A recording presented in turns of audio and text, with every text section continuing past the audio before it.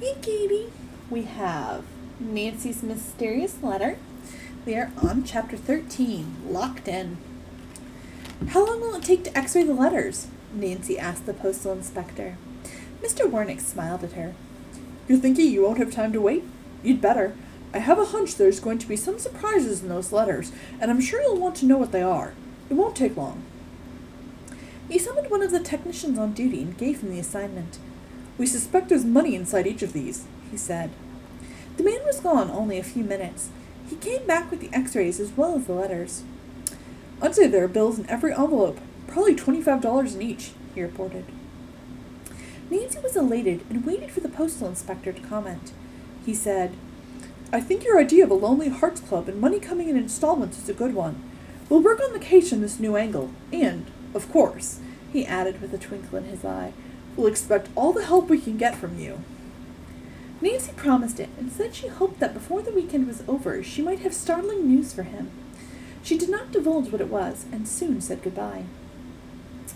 Oh, the evidence is closing in on Edgar Nixon, she thought. Now, if I can only keep Nancy Smith Drew from marrying him, everything will be wonderful. She picked up Bess and George, and as they rode toward Emerson, she told about the information she had received at the post office. The cousins were excited to hear this, but presently Bess said, Between now and the time you see Nancy Smith Drew at the play, let's talk about something besides the mysteries. I'd hate to meet Dave with my mind full of clues and crooks.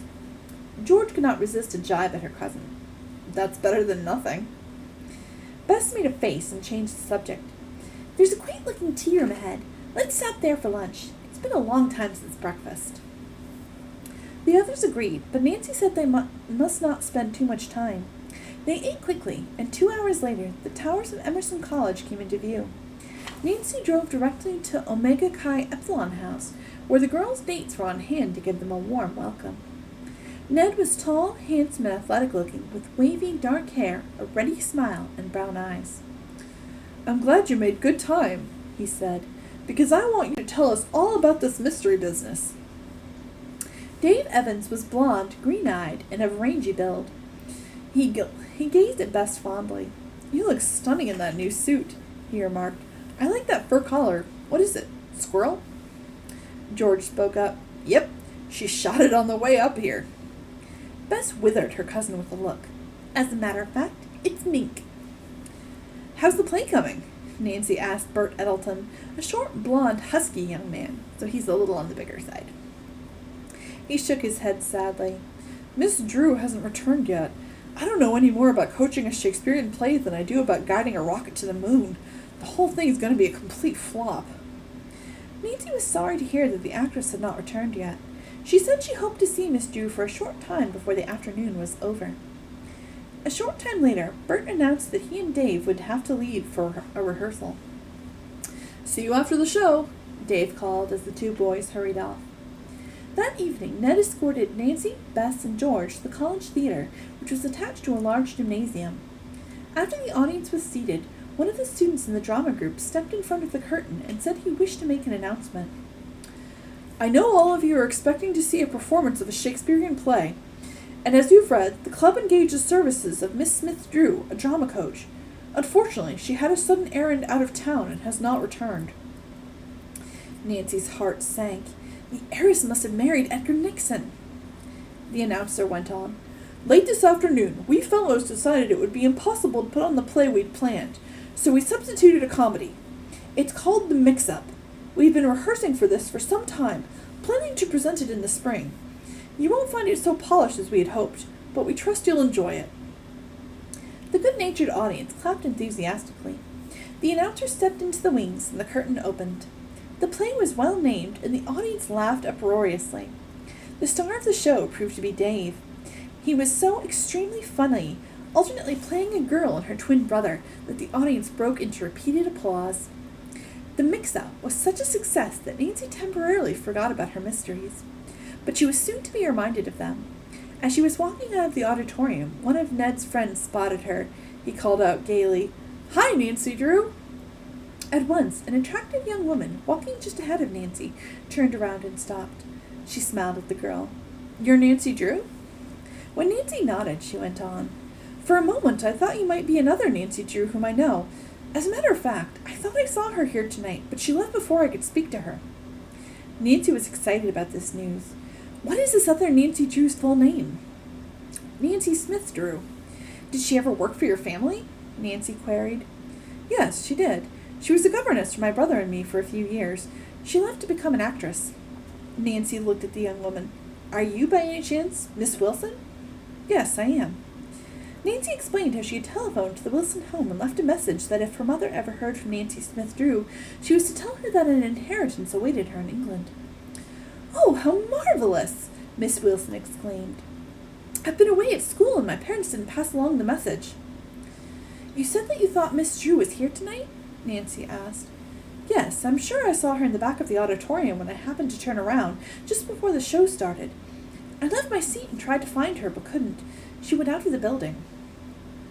People in the theater had started to crowd past the two girls, and now a young man who had been with Miss Wilson came back. After introducing him to Nancy, she told him what they had been talking about. Nancy said, "Possibly this Nancy Smith Drew is still around. She must have come back for some reason, possibly to see the play. Miss Wilson, could you take a few minutes to help me find her, since you know Miss Drew?" "I'd be glad to." Miss Wilson turned to the young man, Frank Doolittle, whom Nancy had recognized as one of the star players in the Emerson football squad. Nancy now introduced Ned, then told him, "We'll be right back. Meet you in the front of the theater." She and Miss Wilson dashed ahead of the others. Reaching the outside, Miss Wilson suddenly exclaimed, "There goes Miss Drew now!" She pointed to a side door of the gymnasium. The two girls ran like mad, opened the door, and dashed inside. Only a dim light was burning, and they could not see very far ahead, but realized the corridor turned abruptly. "Miss Drew! Miss Drew!" Miss Wilson called. When no response came, Nancy tried her luck, but received no answer. She and Miss Wilson dashed to the end of the corridor, then turned the corner. They saw no one. "Wherever could she have been going?" Miss Wilson asked. Nancy could only guess. Maybe Miss Drew left some clothes in her locker in one of the rooms, and she wanted to get them now that she apparently has severed her connection with the dramatic club. The two girls went through another door, and this time found themselves at the foot of a flight of metal steps that spiraled both upward and downward. A single unshaded electric bulb illuminated the stairwell feebly. "Up or down?" Marion Wilson asked. "Let's go down first," Nancy answered. "Or, let's save time. I'll go down and you go up." When Nancy reached the floor below, she found herself in the furnace room. Sure there would be no lockers here. She turned and scurried up the steps. Miss Wilson was just coming down. Nothing up there but a big dark room, and the stairs continued to the roof. "Miss Drew must have used another exit," Nancy speculated. "Well, I guess all we can do now is leave." At that moment, the light went out. "Oh, dear!" her companion cried. "They're turning out the lights and locking up!" The two girls dashed along the corridor, feeling the walls until they came to the outer door.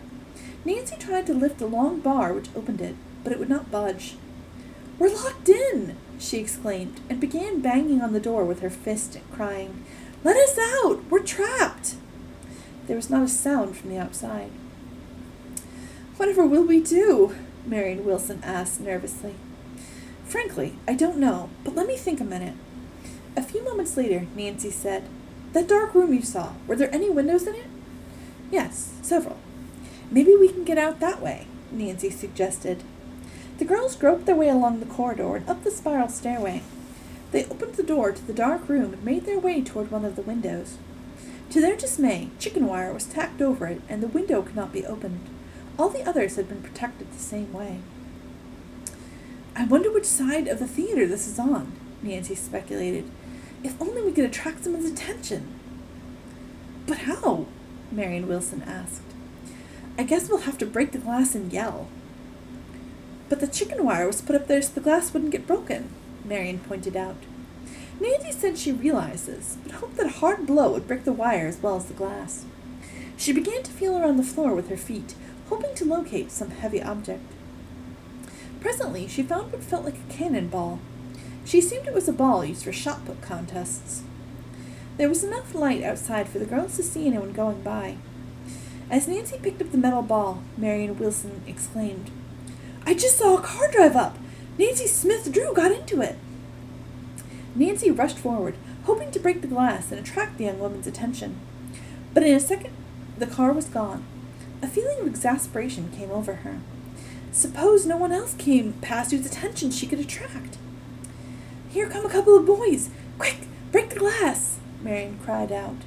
Nancy heaved the heavy ball, and it did the trick. The chicken wire bent and the glass shattered. "They've heard it!" Marion cried out, jumping up and down hopefully. Together the two girls screamed out, "Ned! Frank!" The boys looked around. "Up here!" Nancy called. "We're locked in the upstairs in the gym." Ned and Frank gazed upward in astonishment. "How'd you get there?" Frank asked. "It's a long story," Marion replied. "Spooky in here. I don't like it." "We'll have you out in a minute," Ned said. The two boys raced off to find the grounds superintendent so he could open the door. Meanwhile, the girls groped their way down the stairs and were waiting at the door when it was finally opened. "Thanks," they said, locking arms with their dates. "Boy, what were you trying to do?" Frank asked. "Catch up with an actress," said Nancy, chuckling. "You missed a chance for some excitement." An explanation was quickly given. Nancy ended the story with the rueful statement that Nancy Smith Drew had disappeared again. "What? Then Coach was here. That's a funny one," Frank remarked. Ned said, "Pretty shabby way to treat the Emerson Drama Club." Nancy suddenly had an idea. "Ned," she said, "let's get my car and go to the place where Nancy Smith Drew lives. Maybe we can still stop her from getting married to Edgar Nixon." The two said goodbye to the other couple and dashed off toward the fraternity house. They had almost reached it when a large rock came whizzing through the air. It was aimed directly at Nancy. Uh-oh. Let's see. She's gonna be okay.